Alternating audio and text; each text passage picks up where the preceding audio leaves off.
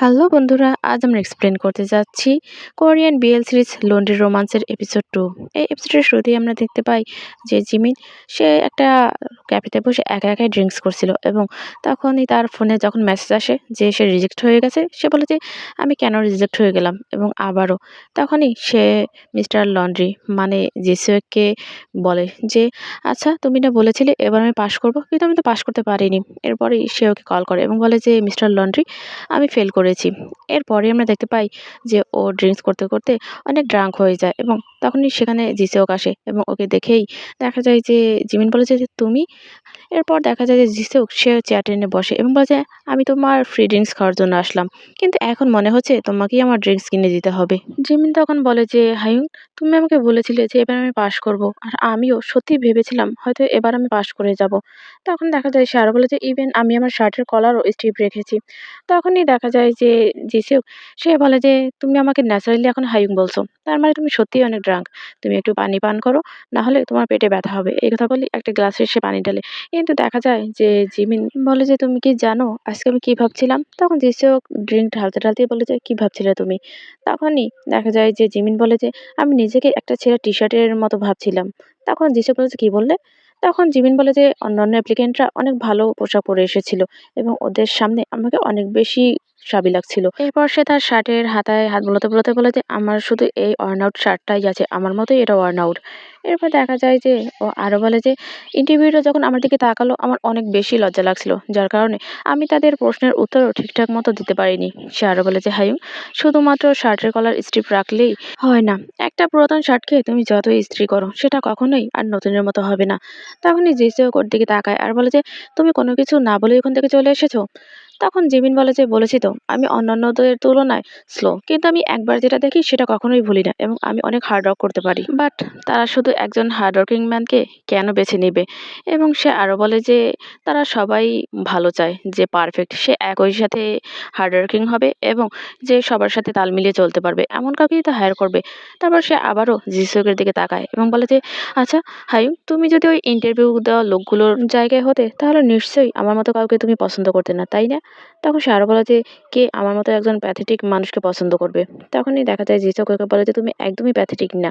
তারপর সে ওর দিকে সামনে এগোয় এবং বলে যে, "আমি তোমাকে হিংসে করি।" তখনই দেখা যায় জিমিন বলে যে, "আমার মতো একজন ফেইলিওর মানুষকে কেন তুমি হিংসে করবে?"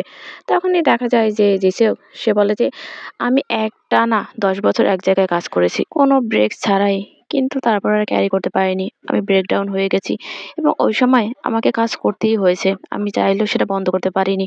ইভেন আমি যখন শেষ পর্যন্ত এটা বন্ধ করলাম, তার আগ পর্যন্ত আমাকে কাজ করতে হয়েছে। এর জন্যই আমি তোমাকে অনেক বেশি হিংসে করি। তুমি জানো যে নিজেকে কিভাবে জানতে হয় এবং এটা করতে অনেক বেশি সাহসের দরকার হয়। আর এই জন্যই তুমি সকলের থেকে আলাদা।" এই কথা বলে ওর মাথায় হাত বুলাতে থাকে এবং সে আরো বলে যে, "সো নিজেকে আর কখনোই প্যাথেটিক বলবে না।" এই কথা বলার পর দেখা যায় জিমিন ওর দিকে তাকায় এবং জিসুক তখন সোজা হয়ে বসে এবং বলে যে, "তুমি একেবারেও ভুল না। তুমি অন্যদের থেকে ডিফারেন্স এটা ঠিক আছে, কিন্তু তোমার যে স্ট্রেংথ আছে সেটা সকলের থাকে না। অন্যদের থেকে বিচক্ষণ হওয়া আর নিজেকে জানা ইটস রিয়েলি অ্যামেজিং।" এই কথা শুনে জিমিন একটু হাসে এবং বলে যে, "থ্যাঙ্কস এটা বলার জন্য।" তখনই দেখা যায় জিসুক বলে যে, "আমি সত্যিই এটা বলছি।" তখনই দেখা যায় যে জিমিন আবারও জিজ্ঞাসা করে যে, "হাই, আপনি কি সবার সাথেই এরকম সুইট করে কথা বলেন?" জিসুক কিছু বলে না, সে ওর দিকে তাকিয়ে একটু হাসে। তখন জিমিন আবারও বলে যে, "এত সুইট করে কথা বলেন, তারপর আবার হ্যান্ডসাম। আপনি যদি এটা করেন তাহলে..." এতটুকু বলেই ও থেমে যায়। তখন জিসুক একটু সামনে হেলে বসে এবং বলে যে, "তাহলে কি হবে?" একথা বলার পর দেখা যায় জিমিন টেবিলের উপর দিয়ে ওর কাছাকাছি চলে যায় এবং বলে যে, "আপনি মানুষকে চার্মিং দেখানো বন্ধ করুন।" জিসুক তখন বলে যে, "তোমার কি মনে হয় আমি সুন্দর করে কথা বললে তুমি আমার প্রেমে পড়ে যাবে?" তখন দেখা যায় জিমিন বলে যে, "হ্যাঁ।" এরপর দেখা যায় জিসুক আবার বলে যে, "তুমি কি আমার ফেস পছন্দ করো?" জিমিন এবারও মাথা নেড়ে হ্যাঁ বলে। তখনই দেখা যায় যে জিসুক আবার ওকে বলে যে, "তাহলে তুমি আমার সাথে কি করতে চাও? তুমি যেটা করতে চাও সেটাই করতে পারো।" তখনই দেখা যায় যে জিমিন ওর গাটা ধরে কাছে টেনে এনে ওর ঠোঁটে একটা কিস করে। জিমিন এবার বাস্তবে ফেরত আসে জিসুকের কথায়। দেখা যায় জিসুক ওর মুখটা জিমিনের ঠোঁটের উপর দিয়ে রেখেছে এবং বলে যে, "তুমি এতক্ষণ কি ভাবছিলে?" আসলে জিমিন এতক্ষণ যেটা ভাবছিল সেটা পুরোটাই ওর কল্পনা ছিল। এরপর জিসুক তার হাতটা সরিয়ে ফেলে। তখনই জিমিন একাই বলে যে, "আমরা অবশ্যই কি..." এতটুকু বলেই থেমে যায়। তখন জিসুক বলে যে, "কি?" তখনই দেখা যায় যে ও বলে যে, "আমরা নিশ্চিত কি কিস করেছি। এই কথা শুনে জিজুক হেসে ফেলে এবং তখনই দেখা যায় যে জিমিন সে মুখে হাত দিয়ে বলে যে, "আমি কি বলে ফেললাম? আমার মনে হয় আমি ড্রাঙ্ক, আমার এখনই যাওয়া উচিত।" এই কথা বলে সে ব্যাগটা নিয়ে ওখান থেকে বের হয়ে যায়। জিজুক তখন সামনে তাকিয়ে দেখতে পায় যে জিমিন সে তার কোটটা খুলে ফেলে গেছে। আমরা দেখতে পাই যে জিমিন সে টলতে ওখান থেকে বের হয়। তখনই পেছন থেকে জিজুক চলে আসে এবং বলে যে, "থামো।" ওকে দেখেই বলে যে, "হায়ু।" এরপর দেখা যায় এসেই সে জিমিনের হাতটা ধরে এবং বলে যে, "আমি তো তোমাকে থামতে বলেছি।" তখনই জিমিন ওই ধরা হাতটার দিকে তাকায় এবং দেখা যায় যে জিসুক সে ভালোভাবে ওর হাতটা ধরে এবং নিজের পকেটে ঢুকিয়ে নেয়। এবং তখনই দেখা যায় সে আরো বলে যে, "আমার মনে হয় তুমি ড্রাঙ্ক এবং এইজন্যই আমি তোমাকে ধরে রেখেছি যাতে করে তুমি পড়ে না যাও।"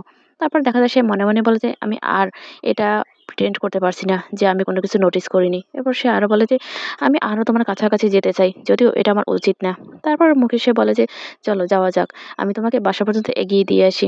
তখনই দেখা যায় যে তারা দুজনেই হাঁটতে শুরু করে। আর এই চ্যাপ্টারটা এখানেই শেষ হয়ে যায়। ভিডিওটি ভালো লাগলে অবশ্যই লাইক, কমেন্ট আর সাবস্ক্রাইব করে পাশে থাকবেন। ধন্যবাদ সবাইকে।